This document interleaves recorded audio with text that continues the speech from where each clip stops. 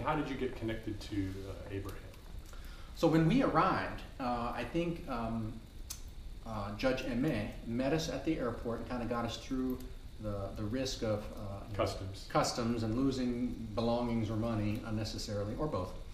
And then we went to church services with him at the church he attended in Jemena the next day. And there was one man there who spoke some English. And he introduced himself. He was Abraham. And asked, kind of why are we here, and kind of got a chance to tell him about the ideas and plans we were doing. And of course it occurred to me that because you couldn't be there, remember Sarah had gotten pregnant unexpectedly. Oh really? I don't remember that. And you couldn't be there. You were out of the country, and so I didn't have the interpreter and cultural aid that I thought I would have with you. My second son, Noah, was born in January of 2013, so that was I was occupied elsewhere. So I knew I needed somebody who could speak English with me. I wasn't counting on it because I knew you weren't going to be there, but suddenly Abraham is here, and we struck good chemistry friendship. And he had to make special arrangements to get out of his university coursework to join us for 6 weeks in the desert to watch, learn, and interpret for us and be our cultural guide around the pitfalls that can occur between when East and West meet. And he did a fantastic job, and that's how we met him and how he came in to join the project serendipitously or providentially, really.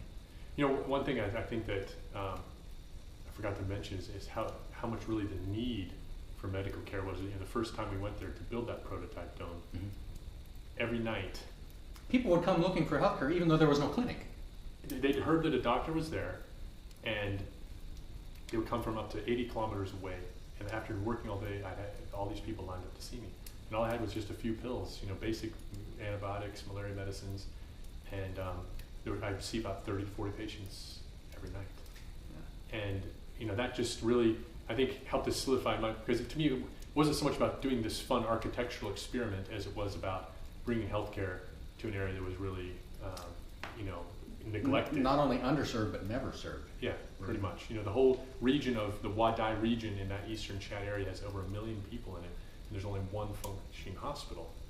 At best. And that's if you consider a poorly run, corrupted government hospital functioning. Yeah. And many of the people, some of the family members of Muhammad Saleh Bakr, especially Yaqub Abdullah, who became the family chief of the family after Muhammad Saleh Bakr passed on, would tell me stories that would make your blood curdle about and he said, for example, that if you're operated on in this Abushe hospital, you have a 50% chance of coming out alive. Now, you can't always just hear rumors, you can't put too much credit, but there certainly was a reputation of people only going there as a desperate, as a last-ditch effort. And I think you experienced a similar thing when you and Human came. Right. About patients and the when need. We got there, of course, there was nothing except the protodome and the well off in the distance, next to 2 trees that had its roots sunk down deep enough to survive the desert. And I made my bed in the sand after scraping away dead animal bones and camel dung. So I'd have a place to put my one-man mosquito tent where I was going to live. And people started coming within a day or two, asking where's the doctor. Well, they didn't have to ask. There was the only white guy there, right? So they knew who the doctor was. Word travels so fast in the desert. It does, and so they would come. They would come constantly. So to manage that, I came up with the idea of doing free Sabbath clinics, because we would work. Pretty much sun up, sun down, 6 days a week, Sunday through Friday.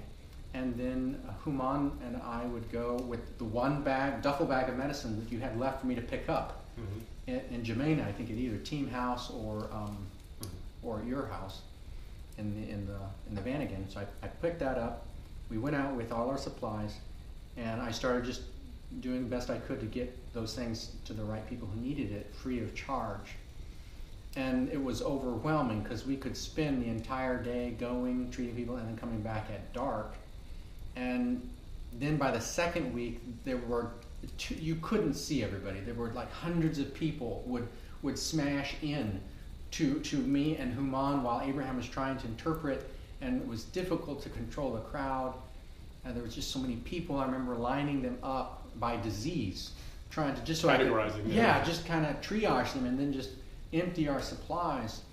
And so many people that I couldn't help because I had limited resources, but many people that I could. And that it just kept coming, even though there was technically no clinic. They knew that was the purpose of the site, and it was the desire of the people who were there to generate. And they didn't really hospital. care if there was a building or not. They cared No, about they didn't. someone who would see them, diagnose them, and give them some relief from their suffering. See, Yeah. that's what I get the impression. I guess, you know, they weren't so concerned about the external appearance of things as much as the compassion or the quality of care. Of care, that's right. One thing that Abraham always talked to me about that time was that Human had this slogan that he wrote in Arabic every time you go out there. We need to make sure that gets ensconced and memorialized in stone, probably at this clinic, because it was a foundational principle that we applied at the free clinics from the very beginning. Though Human was born in Iran, he was taught Arabic and could write it and speak some of it. And so he would write this Persian proverb that he said was very common when he grew up. When you would go to an herbalist. But he write it in Arabic? But he would write it in Arabic, and the Chadians understood it. Okay. Because they would explain it back to him. Okay. And so the saying was in English, we have remedies, but God heals. In basically simple. We have the remedies, but God has the healing. Yeah. And they would read it. Everybody who came read that, and those who could read read it, and we would read it to others so that they understood that yes, there is some value in the black bag where we give you these things that we tell you to take, wahed and I did learn a little Arabic because I said it so many times. But we wanted to emphasize that medicines are helpful, but God is the source of healing, and that was what was to set apart this site for healing, God's presence, His blessing, and His direction in forming this oasis of prayer and healing, and to connect people to God, because in a place that has such harsh conditions and abject poverty and limited resources, it's easier to see God as the source of healing, as opposed to a top-notch university medical center in the West. It's easier to give credit to the things you see, or the people you see, as opposed to there, where it's very much more likely that people will believe that God heals you alone, with or without medications, when they are or aren't available. So that was a fundamental part of the free clinics that we did. And that's one thing I really appreciated about the Muslim culture there is mentioning God, talking about God was not looked down upon. It was encouraged. It was expected. It's hard to talk about God in the workplace in America. Yeah, and in the West, it's kind of seen as embarrassing, but over there it's taboo, considered as the normal thing to do. You would always end your treatment with some kind of blessing for them. You'd always greet them with some kind of praise to God or some kind of God's blessings on them. They take that as reassuring. That was expected. It was just important. Now, what actually did you were building this QuadDome. What was this for, and then how much did you get done when you were with you and Human? Right, so the QuadDome, again, there was a budget for it, and I thought we were going to be able to accomplish it. Turned out I was at 33%. I took with me 33% of what we needed to actually do it. And so there was a lot of machinations with transferring money from the States over there to actually buy the materials to get the thing done. I had picked a quad or a 4-ring structure specifically because the concern that a 3-ring structure might be a little too Trinitarian and they wouldn't come. So we went with a QuadDome, and it fit the budget all right, and we felt that the time, because it usually took about 7 to 10 days to finish one dome, if we went to 4, it still fit within the calendar time that Human and I were able to go between our other responsibilities. You were there for how long? That was an 8-week trip. It took us about a week to arrive at the building site, and another 3 to 5 working days to really get the team up and running. Then gave us about 6 weeks before we really had to hightail it back to Jamaica and catch the last available flight on our ticket itinerary to make it back. Okay. So how much of the QuadDome were you able to finish? We finished all of the one dome, and then the other 3 were nearly finished. But we felt that we were out of time. You know, we had to get back. We had to get back to the States. Yeah, and so it was kind of a dilemma for me now because you have an unfinished project. The responsibility, and Naeem, who had kind of been the right-hand man during this whole thing, in the first prototype dome, he'd helped us. He'd been there with Arlo preparing the whole site, and he was there as kind of your assistant as well. But you had some questions about his moral integrity, maybe some corruption, and so I didn't know if I could trust him. I couldn't go myself, and so that's when I emailed you and said, hey, do you think Abraham could do it? Yeah, and you and Human both said you thought he could, so I approached Abraham. I said, Abraham, I know you've helped us a lot already. You took time off from schooling, but we really feel like you're the only one who can help us finish this. Can you make up a budget? And so since he'd been kind of keeping track of the building supplies, knew what things cost, how much was being used, and he knew where to get them. It's not always easy to find. He was familiar. He'd already been doing purchasing for you. Yep. And so he made a budget about food, supplies, salaries, and time, estimated about 2 weeks. And he went out there with about $3,000, and he finished the project 10 days instead of 2 weeks. So 4 days early, and he came back with $400 left over. Which is unheard of. And so I said, this is a guy we need to hold on to. So we agreed to pay for the rest of his schooling, got his master's in business, and then I hired him full time to go out to Abéché. Meanwhile, Sarah and I were working in a town of Moundou where we'd opened a surgery center, and we felt we really had to continue with this project. We couldn't take away and go out there permanently, but we figured maybe in 3 or 4 or 5 years, when the Abu Ghudam hospital was ready, we would then go out there. It'd be good timing. But in 2014, in January 2014, this missionary couple, a surgeon and his wife, the gardeners who were going to go to the Adventist Hospital in Northern Cameroon, Koza, right? Right before, literally a week or 2 before they were going to go there, Boko Haram, the Islamist extremists from northern Nigeria, crossed the border into Cameroon and kidnapped a French priest. So immediately the people who were sponsoring them said, no, you're not going there.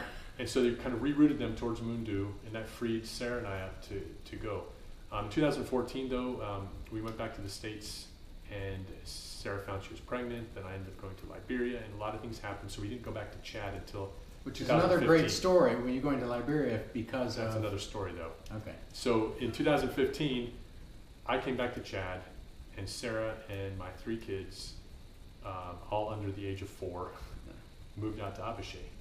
Moved into a neighborhood with no house with no running water, just a very small compound, and we started trying to get this thing going more.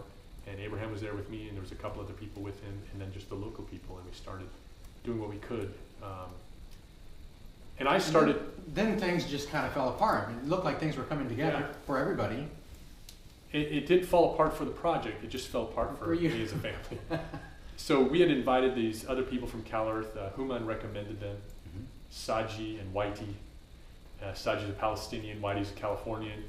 And they came, and they were going to help us build a house because we had purchased property. We were planning on moving. We were like, your whole life was this is like the focus point of where I felt God had been leading us all these years, and this is where I wanted to spend my career. Yeah.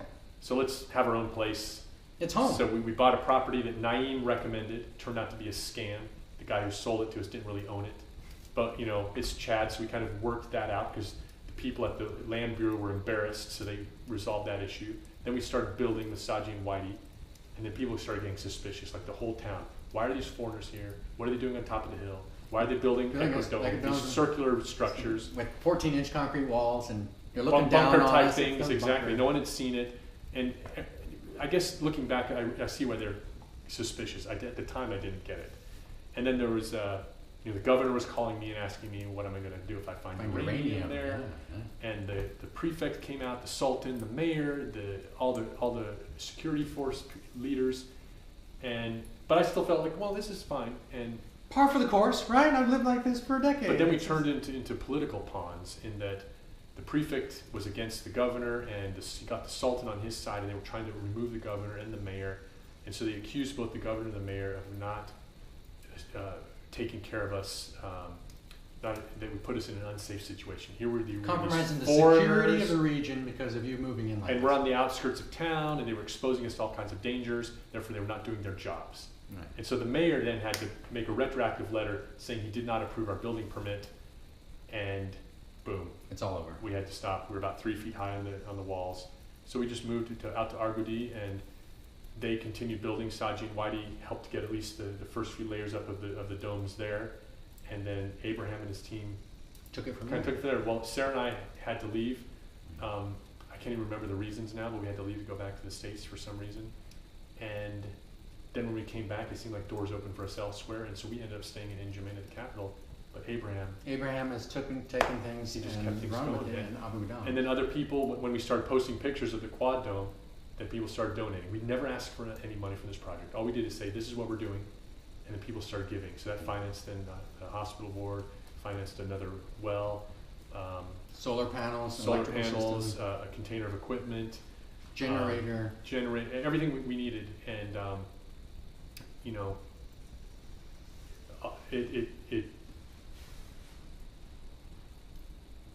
it's just amazing to see, because it happened. And looking back, you know, at first I was just questioning God, why did you pull me out of there? Why was I not allowed to be a part of it? Looking back, I know that Abraham was the person to be there, because there was so much resistance or people just not understanding. People would walk by the hospital, Abraham would say, and they'd come out to see it, like, what is this? And they see these domes, like, you guys are just children playing around. This is going to be a hospital? Yeah, right. I'll believe it when I see it. Foreigners and Chadians alike. This was not just That was their locals. response. This was everybody's response. Yeah, right.